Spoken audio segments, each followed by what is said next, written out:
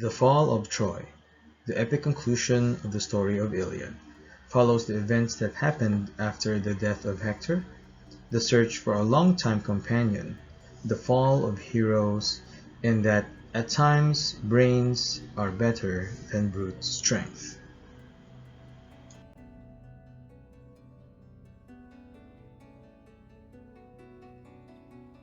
Death of Achilles.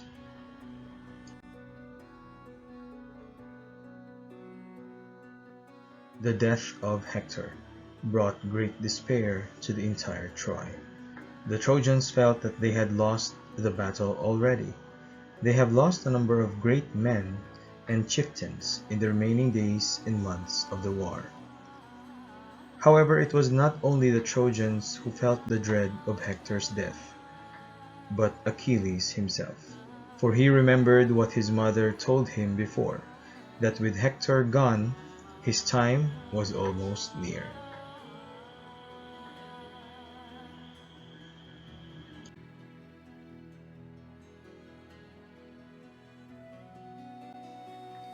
Enter the Prince of Ethiopia, known as Prince Memnon. Prince Memnon came to the assistance of the Trojans. He was also a force to be reckoned with. However, he was no match with the enraged demigod. As soon as the Greeks pushed the Trojans farther into the Scaean gates, or the walls of Troy, Achilles had already slain Prince Memnon. And the more they pushed forward, the closer Achilles was to his own death. As Paris was waiting among the ranks with a bow and arrow on ready, Paris shot out the arrow towards Achilles in hopes of avenging his older brother. Apollo had guided the arrow so that it struck the one place that he is vulnerable, his heel, the Achilles heel. And just like that, Paris had avenged his family. Achilles died in the battle. Odysseus and Ajax took the body to the Greeks, where he was given a funeral pyre, and his bones rested beside his friend, cousin, and lover Patroclus.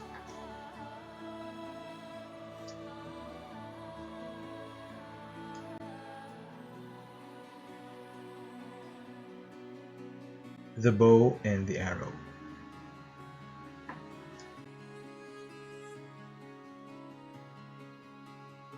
When everything was starting to fall apart, and the prophecy of the fall of Troy remains intact because Paris is still alive, the Greeks had to find a way to defeat the Trojans once and for all. Helenus, a Trojan prophet who was stolen by Odysseus from Troy, told the Greeks that the only way to bring Troy to ruins is with the poisoned bow and arrow of Hercules. And no other man had wielded the bow and arrow of Hercules but Prince Philoctetes.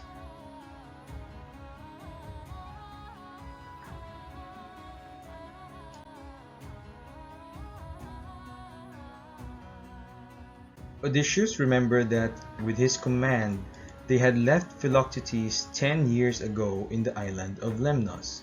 Philoctetes had been bitten by a snake there, which caused his wound to become worse, unable to be cured, and absolutely stinky, which were the reasons why Odysseus had left him there.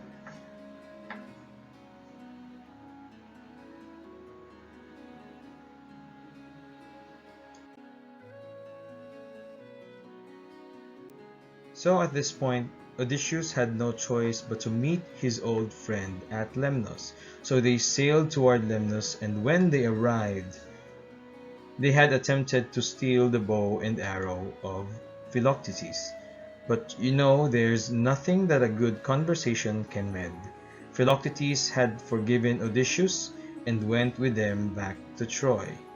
He was attended by the best physicians at the Greek camp, and Philoctetes' wound was healed, and after 10 years of suffering, he was ready to fight again among the ranks of his fellow Greeks.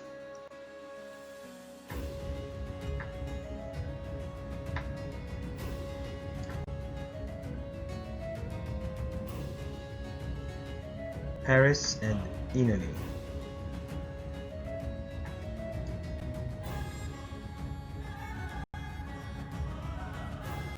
With Philoctetes healed, and with Hercules' bow and arrow on the side of the Greeks, Helenus had foretold the demise of Paris. For when the battle had begun again, Philoctetes had set his eyes on Paris. So he knocked his bow and arrow and shot Paris 4 times. There was no miracle this time, no Aphrodite to save him, no older brother to run back to. Paris was wounded and dying.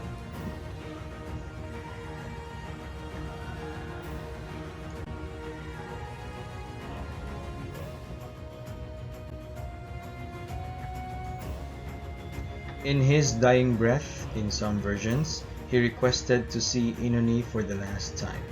In other versions, it was Helen who looked for Oenone at Mount Ida to seek help in curing Paris. In whatever version, Oenone's response is still the same. She knows how to cure Paris from the poison arrows that wounded him, but she refused to help him, for she has not forgiven him yet for abandoning her. However, as soon as Paris died, Oenone, with all the love she had left for her dear husband, reunited with him in the underworld.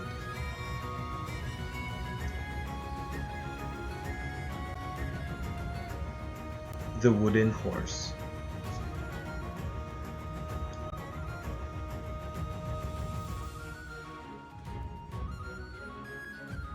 After all the commotion and the tumultuous battle, the walls of Troy remained unscathed, undamaged, and still invincible.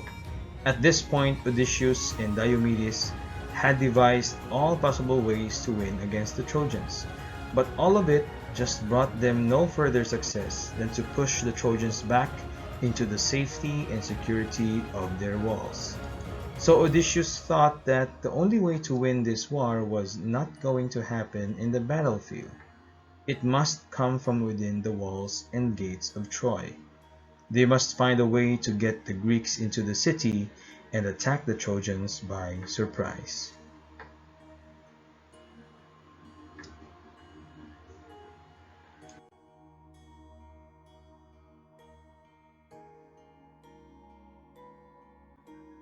The last day of Troy dawned with the sight of a deserted Greek camp. The ships were gone. No sound, no movement, nothing, but a Greek who was left behind at the shores of Troy and a towering wooden horse. King Priam only knew one thing, that the Greeks had given up. Sinon, the Greek who was left behind, told King Priam that his fellow Greeks abandoned him, for he was a traitor of his kind. Sinon wished to be a Trojan. Also he told them that the horse was a gift to Athena, to appease her. And when asked about the sheer size of the wooden horse, Sinon told them that it was so because it should not be taken into the city. It should not be taken into the city. But King Priam did not buy this. He ordered for the horse to be taken into the city, so that the favor of Athena will be with them instead of the Greeks.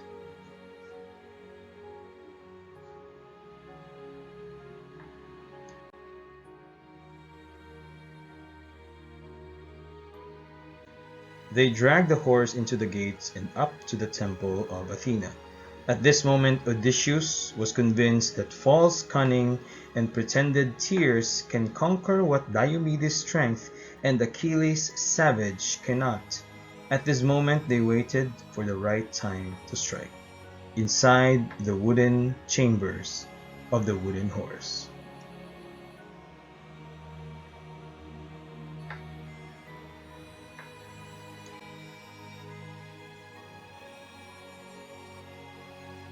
The Fall of Troy.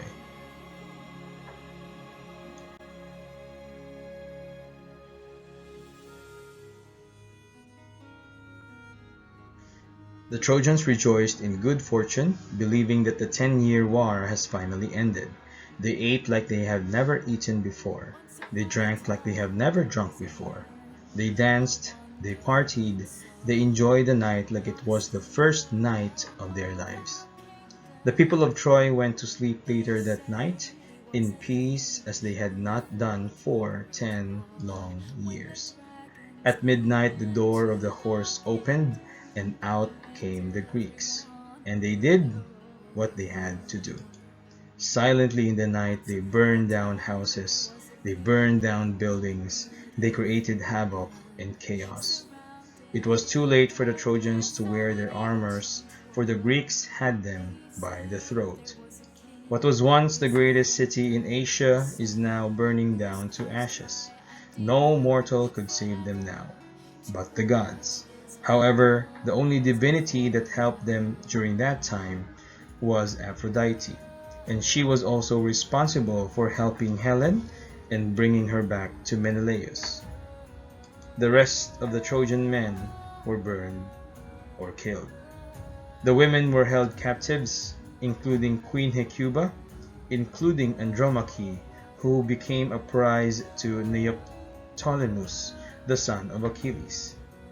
As the fires were burning high, the Greeks had claimed victory, and on that fateful night the gods pay witness to the fall of Troy.